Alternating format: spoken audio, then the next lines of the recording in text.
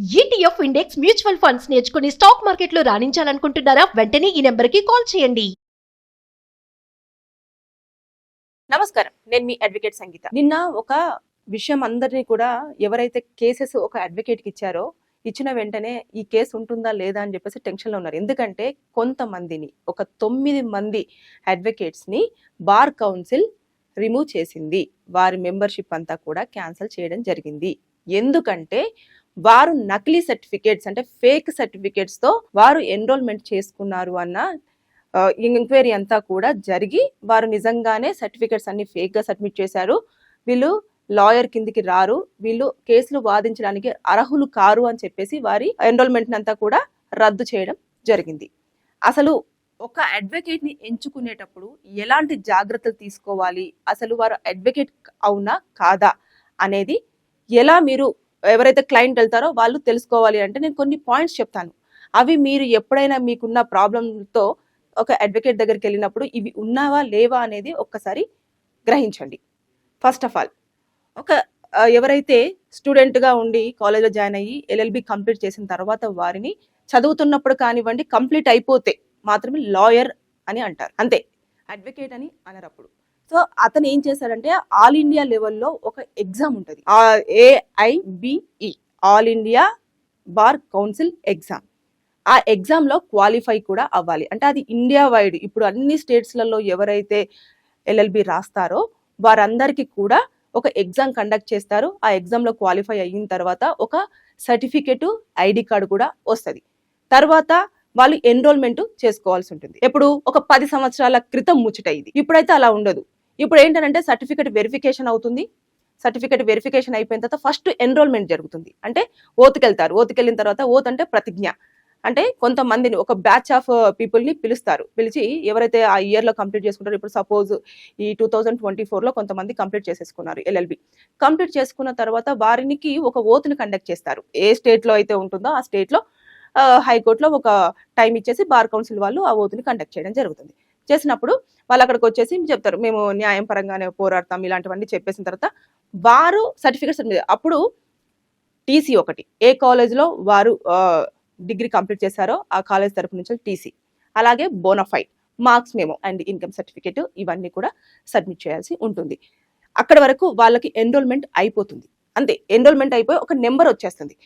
దీని తర్వాత మళ్ళీ వాళ్ళు, నేను ఇంతకుముందు చెప్పాను కదా AIBE ఎగ్జామ్, అది మస్ట్గా రాయాలి. రాస్తేనే వారు అడ్వకేట్ కింద కన్వర్ట్ అవ్వడం జరుగుతుంది. అప్పుడు ఇంకా వాళ్ళు ప్రాక్టీస్ చేసుకోవడానికి అర్హులు అనేది నిర్ధారిస్తుంది. ఆ సర్టిఫికేట్ ఎలా ఉంటుంది అని అంటే ఇలాంటి సర్టిఫికేట్ మనకు వస్తుంది. ఇక్కడ చూసారు కదా, బార్ కౌన్సిల్ ఆఫ్ ఇండియా. ఇక్కడ ఏంటంటే మనకు ఎన్రోల్మెంట్ నెంబరు, దాంతో పాటు మనకు ఒక ఏదైతే ఉంటుందో బార్ కౌన్సిల్ వాళ్ళు ఒక నెంబర్ని అసైన్ చేస్తారు. అప్పుడు మనము లాయర్ నుంచి అడ్వకేట్ గా కన్వర్ట్ అవుతాం. దాంతో పాటు మనకు ఐడిని కూడా, అంటే ఇది ఇంకా లైఫ్ లాంగ్ ఉంటుంది ఐడి. అంటే మనం ఒక అడ్వకేట్ అనేది ఇండియా లెవెల్లో చూపించుకోవడం కోసం ఇది మనకు ఇంకా లైఫ్ లాంగ్ ఉండిపోతుంది. ఎల్ఎల్బి కంప్లీట్ అయిపోగానే వాళ్ళ అడ్వకేట్స్ మాత్రం కాదు. ఎట్టి పరిస్థితుల్లో మీరు ఇది ఒకటి మాత్రం గుర్తుపెట్టుకోండి. అంతేకాకుండా సపోజ్ ఇప్పుడు వాళ్ళు హైదరాబాద్ లో ప్రాక్టీస్ చేస్తున్నారు. హైదరాబాద్ లో ప్రాక్టీస్ చేస్తున్నా లేకపోతే డిస్టిక్ లో ప్రాక్టీస్ చేస్తున్నా ఆ స్టేట్ కి సంబంధించిన ఒక కోర్టు ఉంటుంది పెద్దది, హైకోర్టు. ఆ హైకోర్టు దగ్గరికి వచ్చేసి వాళ్ళు మెంబర్షిప్ తీసుకుంటారు. అంటే హైకోర్టులో ప్రాక్టీస్ చేస్తే అక్కడ మెంబర్షిప్ తీసుకుంటారు, డిస్ట్రిక్ట్స్లలో చేస్తే అక్కడ మెంబర్షిప్ తీసుకుంటారు. అయితే మెంబర్షిప్ తీసుకున్నప్పుడు వాళ్ళు మనకి ఏ మెంబర్షిప్ ఉంటుందో అది తెలంగాణ హైకోర్టు అడ్వకేట్స్ అసోసియేషన్, ఈ మెంబర్షిప్ కార్డ్ అనేది కూడా ఒకటి ఇవ్వడం జరుగుతుంది. అంటే వీళ్ళు అడ్వకేట్స్ ఈ అసోసియేషన్ లో మెంబర్ అని చెప్పేసి ఒక ఐడిని కూడా ఇష్యూ చేయడం జరుగుతుంది. అంతేకాకుండా మనం ఒక కంపెనీలో పనిచేస్తున్నప్పుడు ఒక ఐడి కార్డ్ అయితే ఇష్యూ చేస్తుంటారు కదా, అలా నేను ఇప్పుడు హైకోర్ట్ లో వర్క్ చేస్తున్నాను, నాకు ఐడి కార్డ్ ఇస్తారు అన్నట్టు. ఇట్లా ఈ ఐడి కార్డ్ ఇవ్వడానికి కూడా వాళ్ళు ఏం చేస్తారంటే ముందు ఒక అప్లికేషన్ ఫామ్ ఇస్తారు. మనం ఏ ఇయర్ లో కంప్లీట్ చేసాము, ఏ ఇయర్ లో మనము ఎన్రోల్మెంట్ చేసుకున్నాము, ఇదంతా చూసిన తర్వాత ఆ ఎన్రోల్మెంట్ తర్వాత ఒక అప్లికేషన్ ఫామ్ ఇచ్చేసి వీళ్ళు ప్రాక్టీస్ లో ఉన్నారా లేదా అని చూడడానికి అని చెప్పేసి అప్లికేషన్ ఫామ్ ఫిల్అప్ చేయాలి. ఫిల్అప్ చేసిన తర్వాత మనము ప్రాక్టీస్ లో ఉన్నట్టుగా కూడా వాళ్ళు ఈ సర్టిఫికేట్ అనేది కంపల్సరీ ఉంటుంది. ప్రాక్టీసింగ్ చూసారు కదా, ఇక్కడ నేను ఇప్పుడు ఎక్కడైతే ఏ స్టేట్ లో అయితే ప్రాక్టీస్ చేస్తున్నానో ఆ సర్టిఫికేట్ మనకు ప్రొవైడ్ చేస్తారు. ఇన్ని సర్టిఫికేట్స్ ఉన్నప్పుడే మనము ప్రాక్టీస్ కి అర్హులం. అయితే ఇక్కడ ఇంకొక విషయం ఏంటంటే కొంతమంది ఏం చేస్తారంటే ఏజ్ ఎక్కువ ఉండి, వైట్ హెయిర్ ఉండి, కొంచెము లావుగా ఉండి, 4 రింగ్స్, మెడలో చైన్స్, కొంచెము ఒక 2-3 వెనకాల జూనియర్ని వేసుకొని ఉంటే పెద్ద అడ్వకేట్ అనుకుంటారు. అనుకొని వాళ్ళ కేసులు ఇవ్వడం జరుగుతుంది. కానీ ఇక్కడ గుర్తుపెట్టుకోండి, ఎవరైనా సరే ఏదైతే ఎల్ఎల్బి ఉందో ఆ ఎల్ఎల్బికి రాయడానికి ఏజ్ లిమిట్ లేదు. అందువల్ల 80 సంవత్సరాలైనా కూడా ఈ ఇయర్లో రాయొచ్చు, ఎగ్జామ్ రాసి క్వాలిఫై అవ్వచ్చు. అతను మళ్ళీ ప్రాక్టీసింగ్లోకి రాగానే మీరు అనుకుంటారు కదా ఏజ్ని చూసేసి సీనియర్ ఏమో, అయ్యో ఇంత పెద్ద ఏజ్ ఉందంటే ఎన్ని కేసులు చూసారో అని చెప్పేసి. అలా కాదు, ఖచ్చితంగా ప్రతి ఒక్క అడ్వకేట్కి అడ్వకేట్ కోడ్ కూడా ఉంటుంది. ఆ కోడ్ మనం టైప్ చేస్తే ఆయన ఇప్పటివరకు ఎన్ని కేసులు ఆర్గ్యూ చేశారు, ఎన్ని కేసుల్లో జడ్జిమెంట్ రావడం జరిగింది, ఎన్ని కేసులు పెండింగ్లో ఉన్నాయి, ఇవన్నీ కూడా పూర్తి స్థాయిలో మనము తెలుసుకోవచ్చు. ఎందుకంటే ఇప్పుడు ఏ హైకోర్టు అయినా సరే ఒక వెబ్సైట్ అనేది పెడుతుంది. ఆ వెబ్సైట్లో అడ్వకేట్కి సంబంధించిన డీటెయిల్స్ అన్ని కూడా అందులో పొందుపరుచుతారు అన్నట్టు, with photo and signature, phone number కూడా కొన్ని సైట్లలో ఉంటాయి. సో అవన్నీ చూసుకొని మీరు ఏ అడ్వకేట్ని చూజ్ చేసుకోవాలో కూడా చూజ్ చేసుకోవచ్చు. కొంతమంది జూనియర్స్ ఉంటారు, వాళ్ళు ఏంటంటే ఇక కేసులు తీసేసుకొని సీనియర్స్ ఎవరైతే ఉంటారో ఆ సీనియర్స్ కి అసైన్ చేసుకుంటారు అన్నట్టు, వాళ్ళని హైర్ చేసుకుంటారు. ఎప్పుడైతే కేసు ఉంటుందో అప్పుడు సీనియర్స్ వచ్చి ఆర్గ్యుమెంట్ చేస్తారు, జూనియర్స్ అలా చేసుకుంటారు. కొంతమంది సీనియర్స్ కూడా వారికి ఉన్న బిజీ షెడ్యూల్ వల్ల కూడా వాళ్ళు కేసు ఫైల్ చేస్తారు. వారి దగ్గర వర్క్ చేస్తున్న అడ్వకేట్స్ ఎవరైతే ఉంటారో వారికి వెళ్ళడం జరుగుతుంది. అప్పుడు అడ్జస్ట్మెంట్స్, ఈ పాస్ ఓవర్లు ఎక్కువగా ఉంటాయి. అడ్జస్ట్మెంట్స్ అంటే మనం కేసుని నెక్స్ట్ దానికి వేసుకోండి అని చెప్పేసి అనడం, లేదంటే పాస్ ఓవర్ అంటే నెక్స్ట్ లంచ్ టైంలో, అలాంటివి ఇవన్నీ జరుగుతూ ఉంటాయి. అయితే ఇక్కడ మీరు ప్రధానంగా జాగ్రత్త పడాల్సిన విషయం ఏంటంటే, నాలెడ్జ్ ఉండాలి అని అంటే వాళ్ళు జూనియర్ అయినా సీనియర్ అయినా ఏమైనా సరే కానీ ఎంతవరకు కేసు ఆర్గ్యుమెంట్ చేయగలరు. ఇప్పుడు నాది 10 సంవత్సరాల స్టాండింగ్ ఉంది. స్టాండింగ్ అంటారు అన్నట్టు బేసిక్ గా, అంటే ఎన్ని సంవత్సరాలు పాస్ అవుట్ అయిన దగ్గర నుంచి వెళ్ళి మన ప్రాక్టీసింగ్ లో ఉన్నామా లేదా అని.